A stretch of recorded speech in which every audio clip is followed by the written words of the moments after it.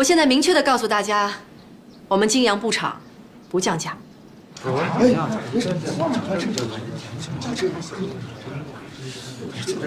少奶奶，说句老实话，您的洋布比机器织布局的品质要高出许多，所以就算您把价格提高1成，我们也认。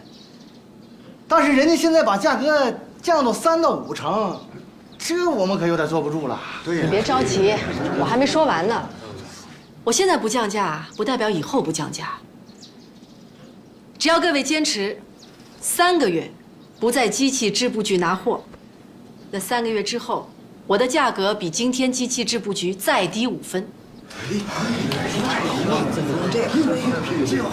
少奶奶，您这说话可算话。口说无凭，立约为证。不过我有个条件，你们都得提前交纳定金。交多少？交货款的1半。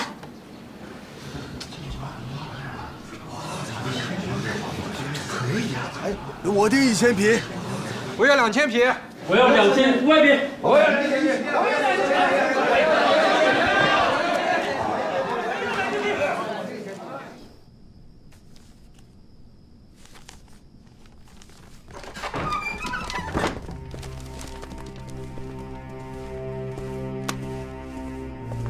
拜见文先生。赵白石，王爷对你最近的表现很不满意，派我专程来问责于你。文先生，在下哪里做的不妥？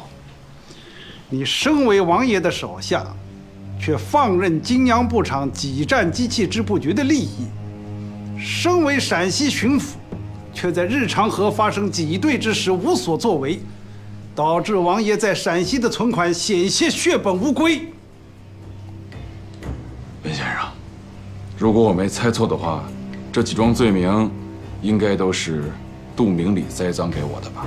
你不要管是谁举报，只回答我一句：你可认罪？文先生，我这有东西想请您过目，您看过之后再定我的罪，如何？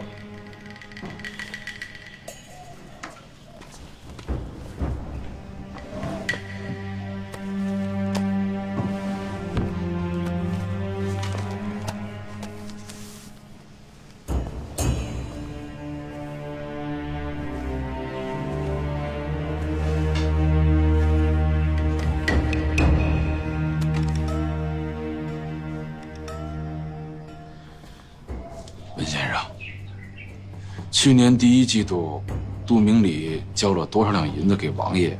您可还记得46万两。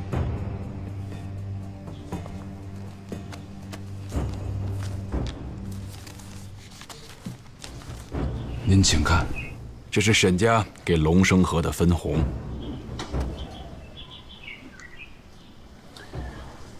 文先生，在您来之前，我已经刚写好给王爷的呈文。机器织布局亏损的内幕，以及日常河风波的来龙去脉，都在里头。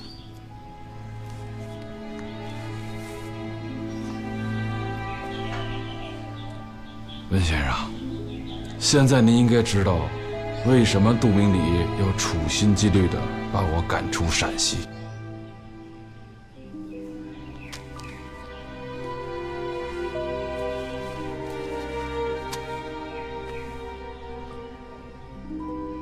我这就回去向王爷复命。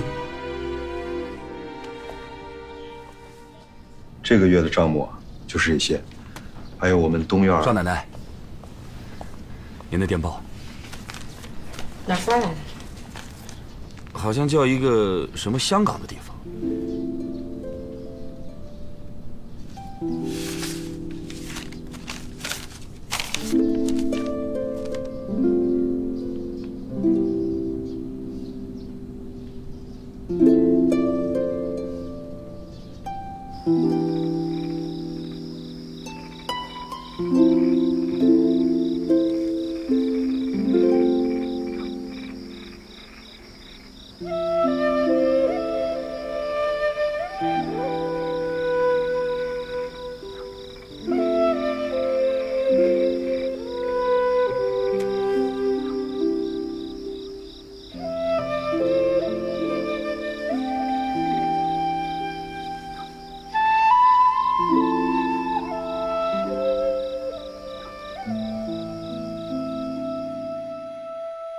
周云承诺3个月之后降价，就把那些客商都绑住了。他甚至承诺比我们现在的价格还要低。那些客商都是唯利是图之人，立刻就签约了。那这段时间他卖得如何？大家都等着降价，所以泾阳布厂的生意也很萧条。但是他提前收了定金，所以还可维持。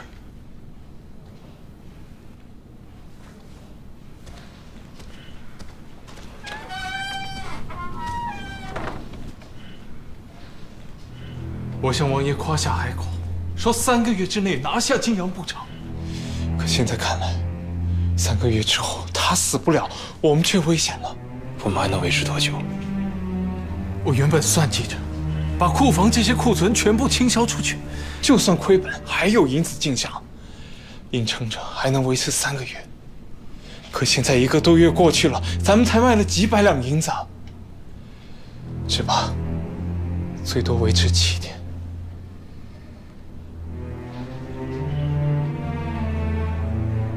那我们要不要另想办法？这事都还好办，回头我找沈四海商量一下。但有另一件事让我觉得很奇怪。什么事？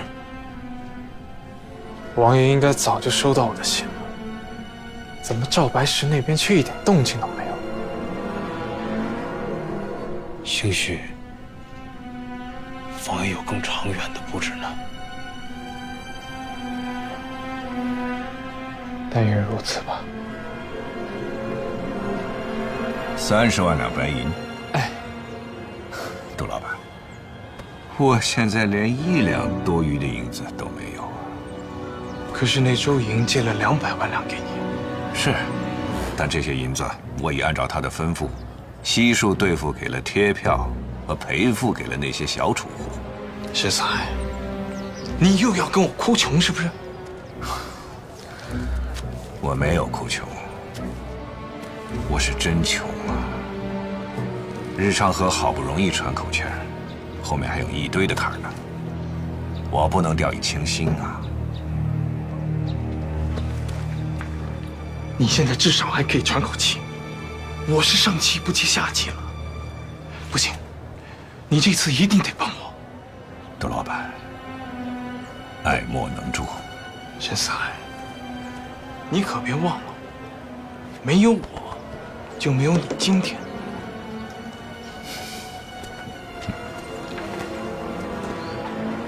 没齿难忘。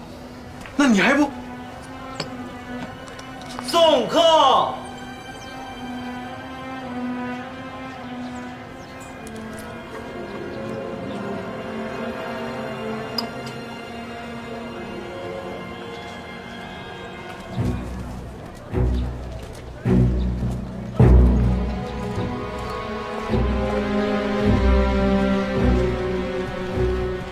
我原本指望降价3成，把所有库存都倾销出去，至少还能回款10多万两银子。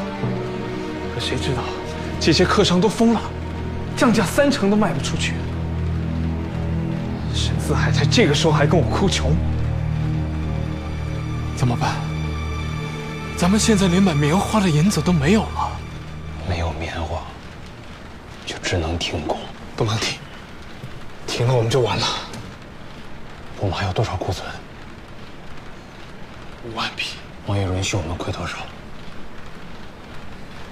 最多20万两。现在亏了多少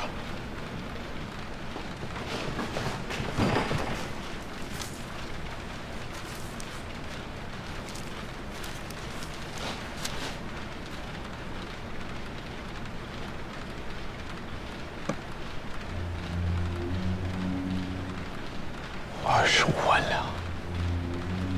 陆老板，有个西江的客商来到，说要将我们所有的库存全部吃掉，但是他们出价很低。低多少？比我们现在定价还要低1成。你让他去死！等等，至少还有10多万两进账，那我们就亏得太多了。至少不会停工啊。陆老板，柯商还在等着我回话。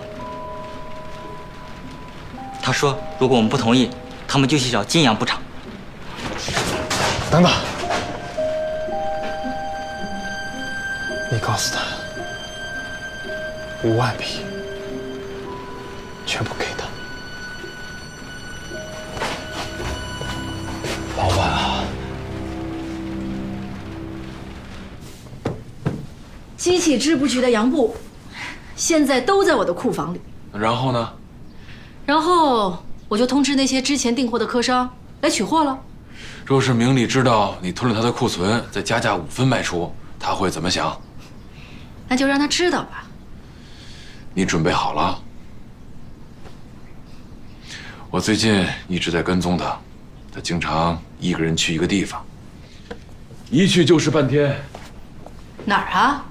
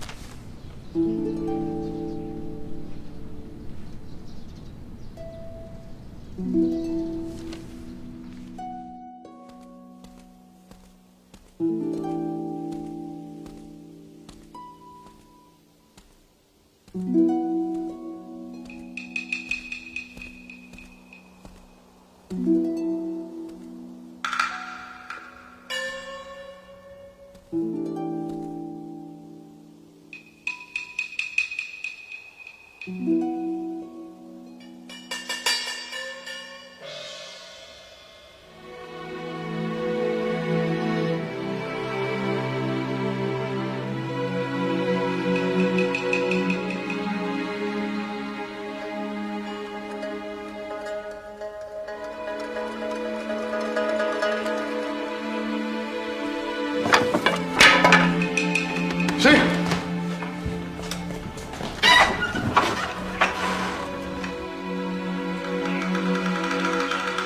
你来这儿干什么？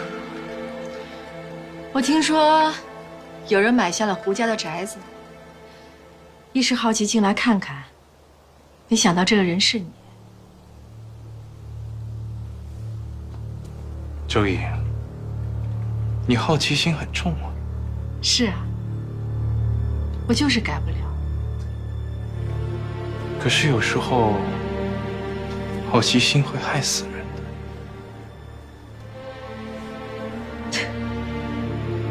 可我还是活得好好的。是啊，也就是此刻罢了。你说的对，人迟早都有一死，但至少我堂堂正正活过一次，不像你，活得像一条狗。你不就是挣了几个臭钱吗？就敢在我面前耀武扬威？没错，我的确是挣了很多很多钱，而且每一文都清清白白，一点都不丑。可你就惨了，你辛苦了大半辈子，干尽伤天害理之事，你又得到了什么？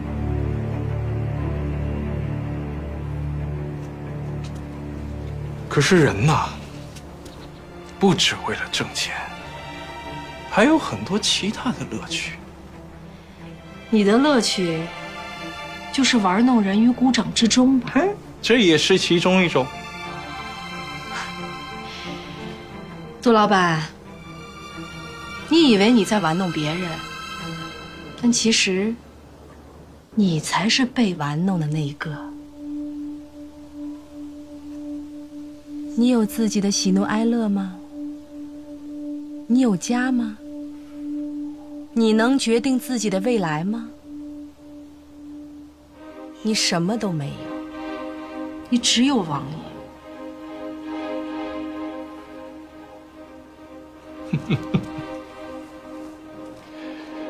你这个贱女人！哎呀，我这个贱女人，至少可以想笑就笑，想哭就哭，想爱就爱，想恨就恨。那你呢？你心里有喜欢的人，却不敢表露。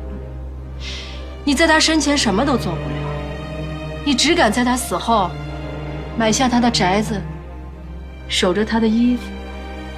你喜欢胡有明是不是？你瞒不了我。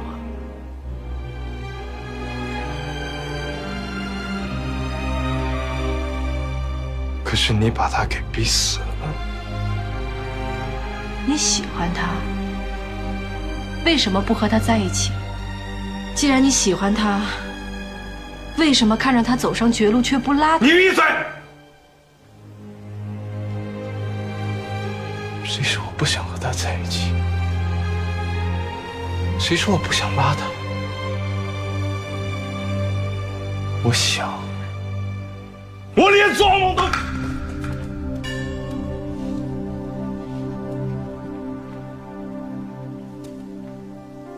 如果我不是我一定毫不犹豫地为他做任何事情。可是我不能。你以为我这一路很容易？你以为我是轻轻松松地走到今天的？你错了。你根本就想不到，我为了活到今天，我都付出了什么。所以，我绝对不能失去今天，绝对不能。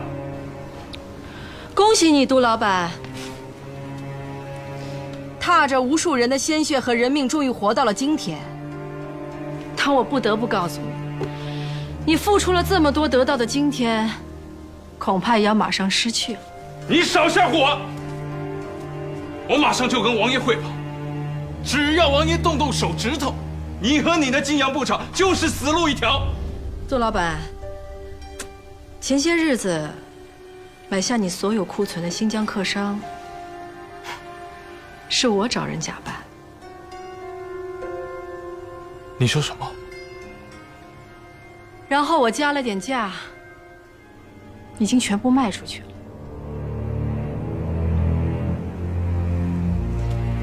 如果王爷知道你把本来价值25万两银子的货，折价13万两银子卖给我，又让我14万两银子卖出去了，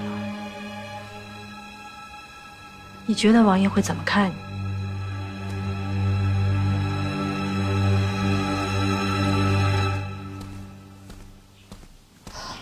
哦，对了，还有件事，赵白石正在安排我和王爷见面，我打算和王爷合作，就像和沈家那样。不可能。王爷喜欢钱，而我最擅长的就是赚钱。你觉得王爷会拒绝我吗？不过我倒是有点犹豫，因为和王爷合作有利也有弊。当然，如果王爷愿意答应我一个要求，我将毫不犹豫。什么要求？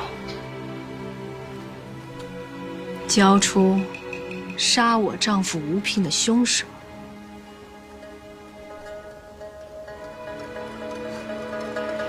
杜老板，我记得吴聘生前最后一顿饭是和你在一起吃的，你可有什么线索啊？我不记得了。但王爷一定记得。吴聘不是咏梅误杀的吗？凶手是另外一个人。